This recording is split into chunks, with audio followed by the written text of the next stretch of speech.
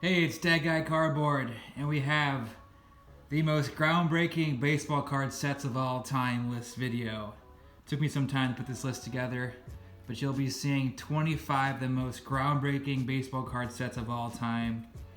These sets are all about ingenuity, the first of its kind, or some sort of other benchmark that makes the set truly groundbreaking, whether it's a new printing technique, a new way of showing a biography on the back, you name it.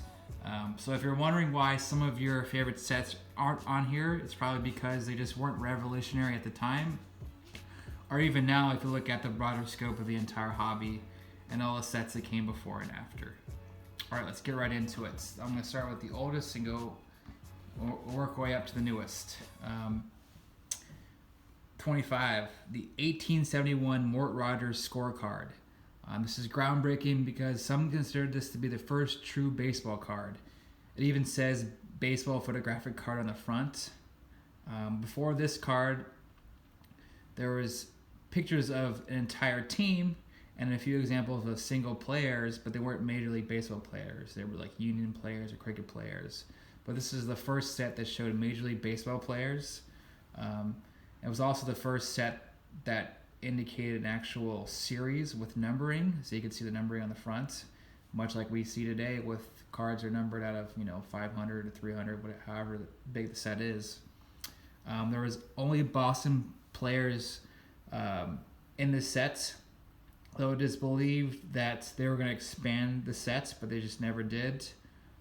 There is proof that these cards were distributed nationally at a few ballparks and sporting goods stores, most notably in places like Cincinnati and Cleveland and Boston.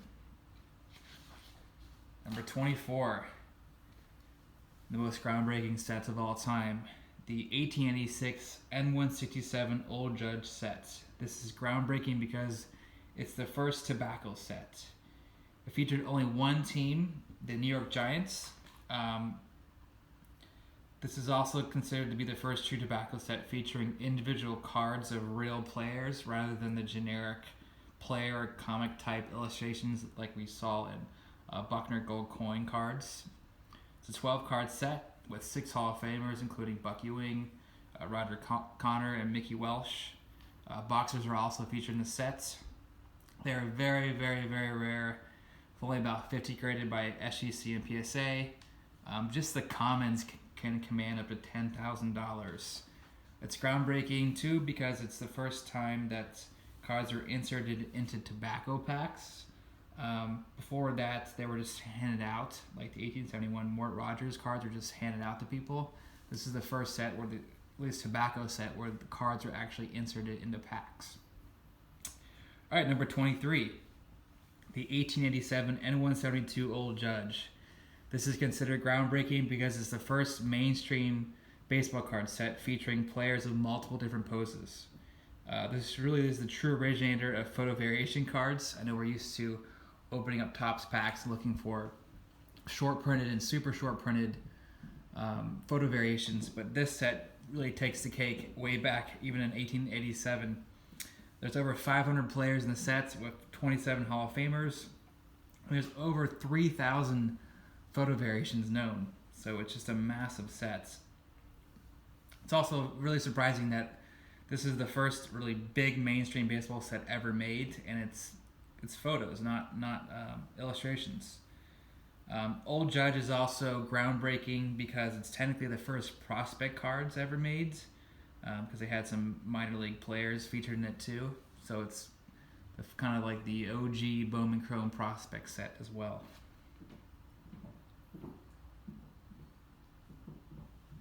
All right, now we're into number 22. It's the 1888 E223 GMB gum. This is groundbreaking because it's the first ever gum set. This came out 64 years before Topps. And it's also just one of the scarcest 19th century sets out there, which makes it very valuable. Number 21 is the 1903 E107. This is considered the first major card set of the 20th century. It's also one of the first major sets to use Carl Harnow photography. There There is the W600 cabinet set, but that's a cabinet set that uses the Carl Harmer photography. But this is the first really major card set that uses photography that we all know is in the T206 set. So this set uses the same photography, but it came out a whopping 6 years prior to the T206 set. It's also groundbreaking because the card dimensions really set the standard for tobacco and caramel cards of the early pre-war era. Okay, number 20. That's my dog making an appearance. The T206 set started a true card collecting craze.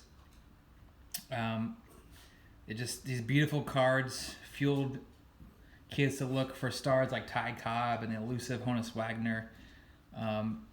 So this really kick-started card collecting, the hobby as we know it, of kids scrambling to collect all these cards, and there was a ton of them.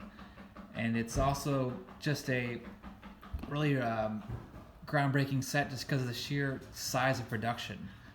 There was just millions upon millions of these cards produced, which makes it very collectible today and fairly easy to put together a set. All right, number 19 is the 1911 T205 set. This set is groundbreaking for two reasons. One, it's the first time that there was ever a replica signature on the front of a card, or on a card in general. You can see the Fred Merkle signature on the front. And it's also groundbreaking because it's the first time there was ever a biographical write-up and stat on a card. And we now see these all the time on baseball cards. But this T205 set was the first set to do this.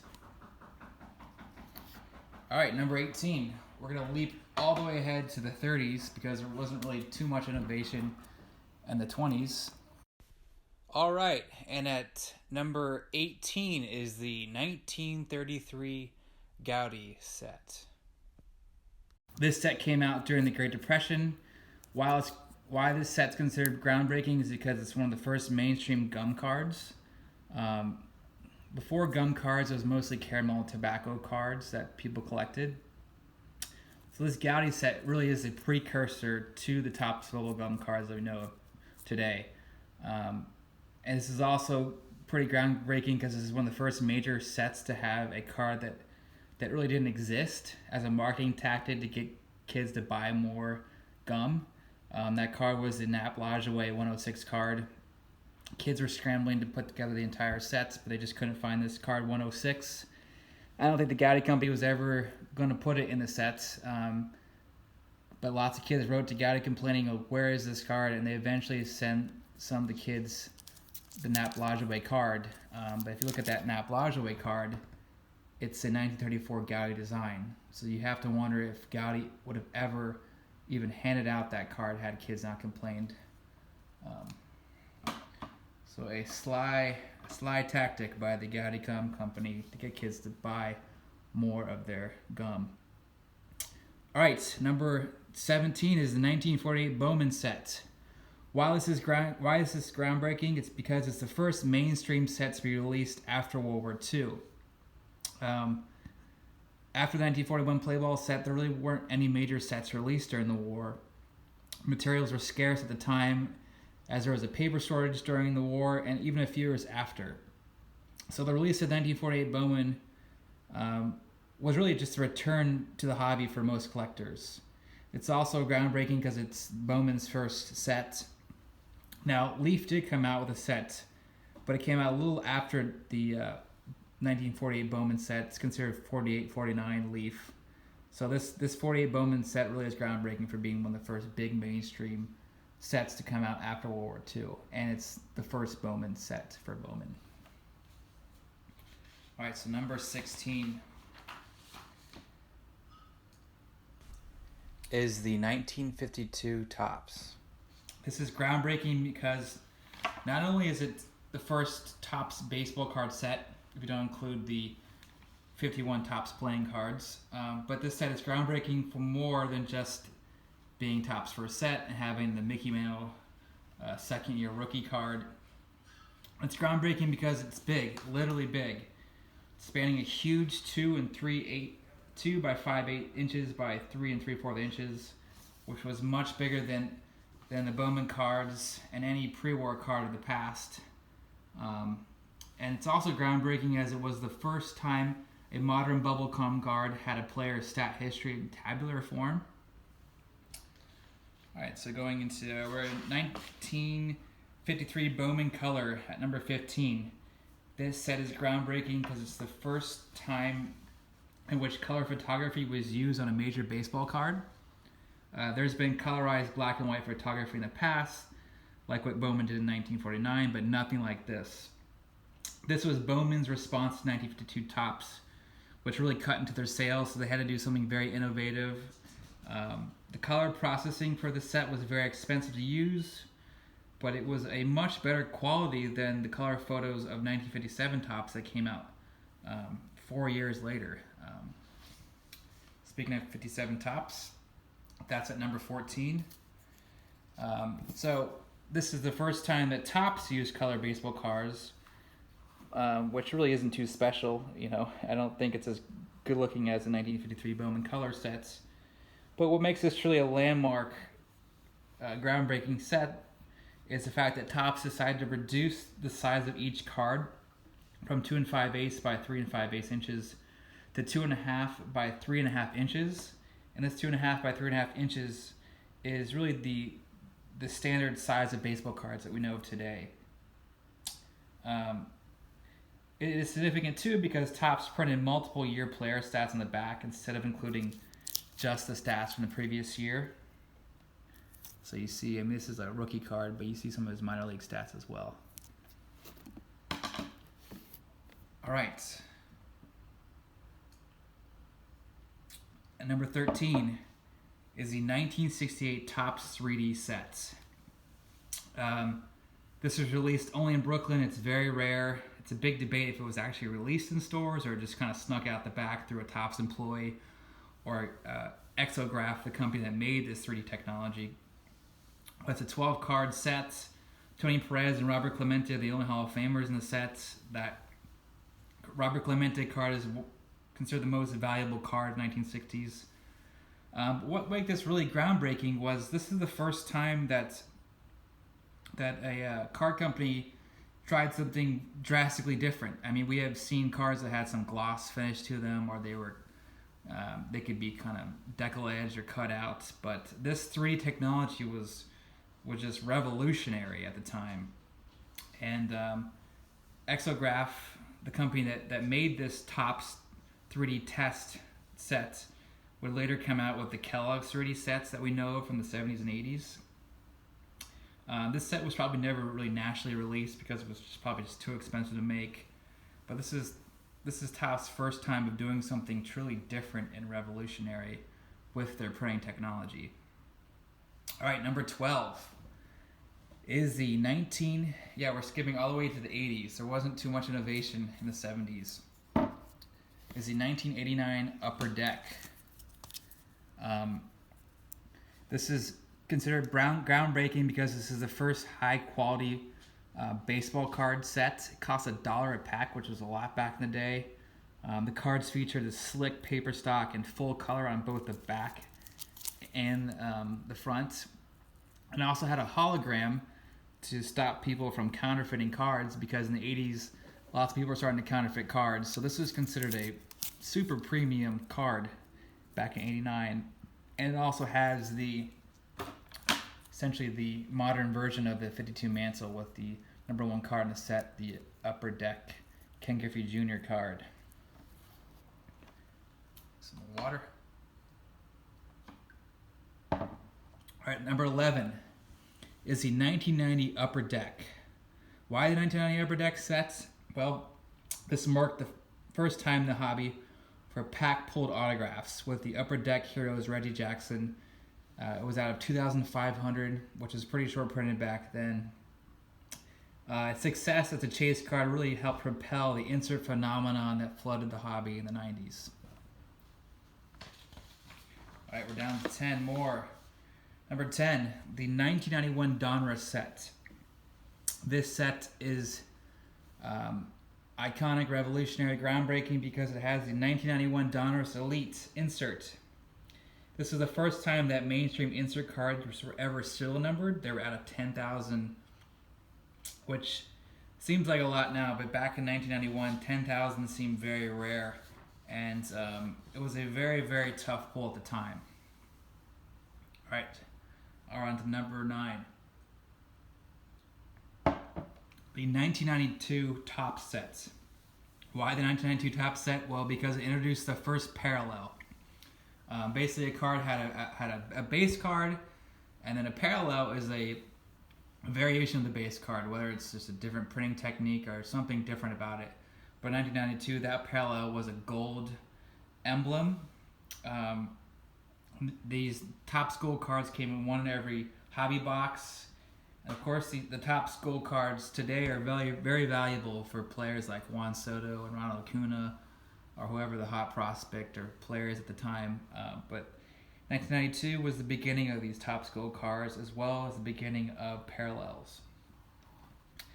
Before I jump to 1993, I have an honorable mention for this list. The 1992 score. This had a first time that a set ever had 3 autographs on one card, with the franchise auto of Musial, Mantle, and Yastrzemski. Very, very, very tough to pull. It's a really cool looking card, but it doesn't quite make the list because 1990 Upper Deck was the first set to have pack pulled autographs, but this is certainly worthy of mentioning because it has 3 autographs on one card, and it's out of just 500. All right, on to number 8 is the 1993 finest sets. One of the most important issues of the 90s because it introduced refractors. These came in, refractors were one in every box. When this 1993 finest set came out, it was very expensive. Packs went for $4 in 1993. In some cases, they were as high as $20 at its height.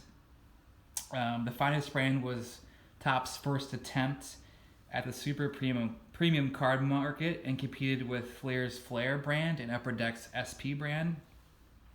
Topps actually released the production run at 4,000 cases made at 12 boxes per case. This is the first time in the history of the hobby that a major manufacturer publicly released their production figures. So yeah, revolutionary for being short printed and introducing refractors, the 1993 finest set.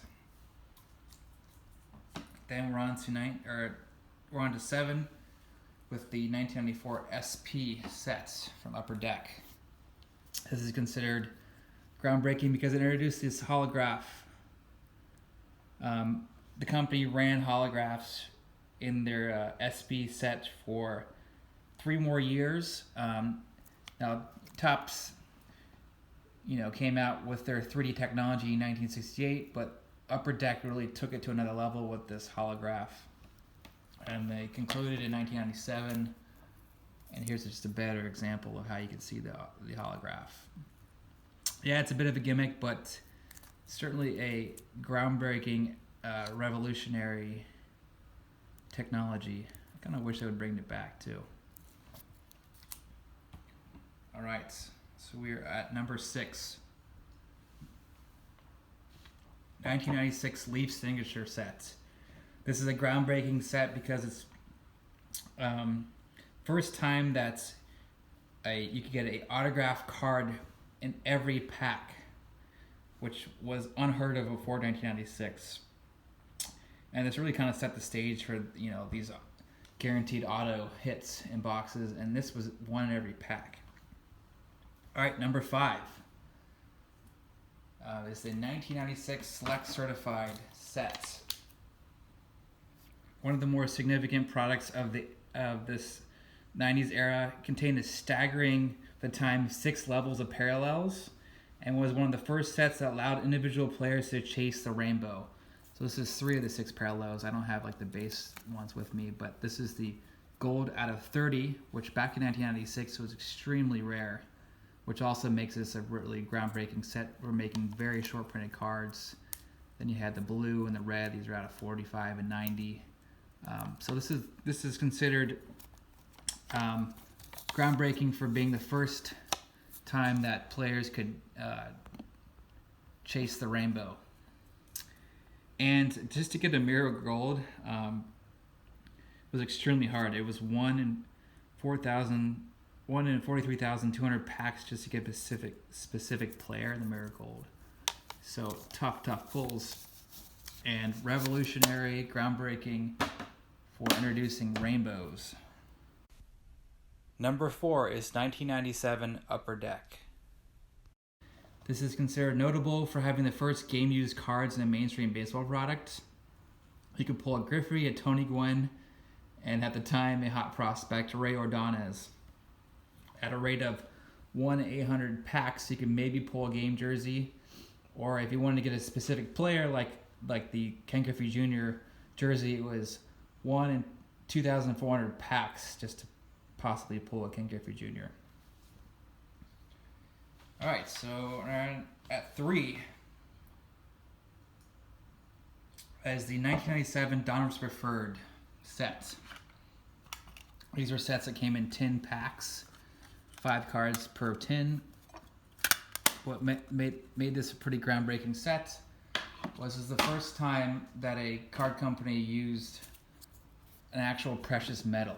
So you could pull a card that had gold. This is a gold version of actual gold, made of solid gold. There was silver and there was platinum.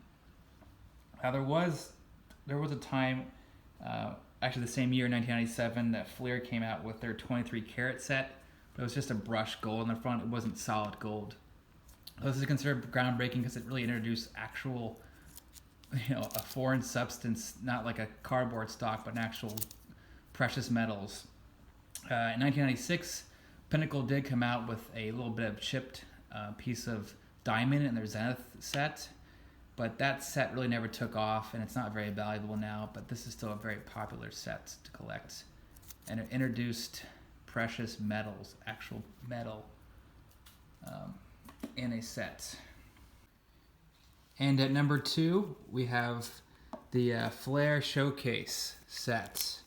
It's considered groundbreaking because it is the first set that has a true one-of-one called the Masterpiece. The set was broken into 3 different rows. There was a row 0, this is a row 0, a row 1, and a row 2.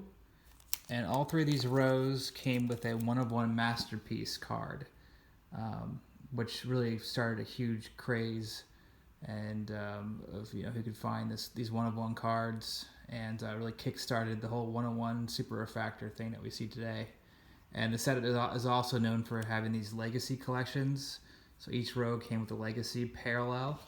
And the legacies are out of 100.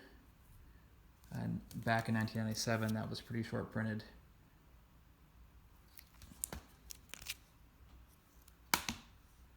All right, before I get to the last one, I want to at least mention the 1999 Piece of History 500 Home Run Club set.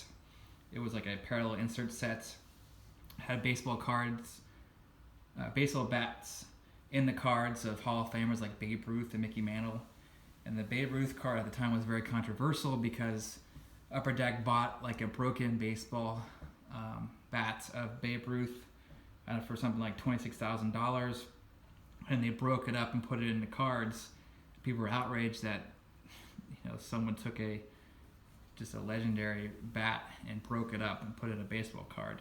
But this does not. I don't want to consider these cards in this list because the various different cards from various different Hall of Famers were distributed across various different sets from 1999, like the retro sets, the Black Diamond, the Upper Deck Choice, and their SB set. But I wanted to at least mention this insert because it was a big deal at the time. All right, number 1, the last major groundbreaking baseball card set was the 2001 Bowman Chrome set. This is considered groundbreaking because it was the first year Bowman Chrome had autographed base sets. Bowman Chrome prospect cards are huge nowadays. It's generally considered a player's most valuable card. This 2001 Bowman Chrome set came out 4 years after the inaugural 1997 Bowman Chrome sets. It was to get a autograph card. It was a 1 in 147 pack odd chance, and the autograph cards in 2001 were out of just 500 copies compared to today, where Mike Trout's 2009 Bowman Chrome, there's probably like several thousands of those printed. But if you pulled the biggest card from 2001 Bowman Chrome, it would be the Albert Pujols, and that was out of just 500. The odds of pulling a Pujols would be 1 in 2,940 packs. But don't go opening up boxes of 2001 Bowman Chrome right now, because the Pujols card, as well as the non-autograph Ichiro card, were redemptions, and those redemptions have expired. All right, so in conclusion, I hope you enjoyed this list. I know there's a lot of the cards on this list are from the 90s, but the 90s were really the height of the hobby. There was a lot of new card companies popping up on the scene, so there was a lot of competition. As a result, there was just a lot of innovation. Also, there just weren't many cards on this list from 1957 onward, because Topps had no competition and didn't really feel the pressure to innovate, other than their tests run in 1968 with their 3D sets. It's really sad to see companies like Upper Deck and Donruss no longer being a part of baseball cards. I think a lot of the innovation and groundbreaking things, while they are gimmicky, are just not present right now in the baseball card hobby, because Topps has no competition. But I think this would be really interesting if PSA did a registry set kind of like this, where you could collect the most groundbreaking baseball cards and maybe just pick a particular card from that particular set. Like for the 1993 Finest Refractors, maybe it's just a Nolan Ryan card. Or if you want the Upper Deck game jersey, you have to get the Griffey card. Anyway, let me know what you think of this video. It's certainly fun to put together. Let me know if there's a set that I missed or you wish I had talked about. I should certainly consider others, but I just didn't put it on the list. Thanks for watching. Please like and subscribe.